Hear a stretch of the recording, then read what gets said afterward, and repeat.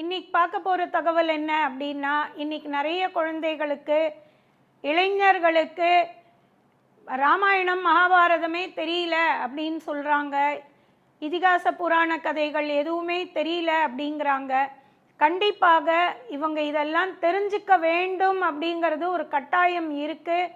அவங்க அதெல்லாம் தெரிஞ்சுக்கணும். நீங்கள் அதை உங்களுடைய குழந்தைகளுக்கு சொல்லி கொடுக்கறதுக்கான, அவங்களுக்கு அந்த கதைகளை சொல்கிறதுக்கான ஏற்பாடு என்னவோ அதை பண்ணுங்க. இல்லை படிக்கிறதுக்கு புக்கை கொடுங்க.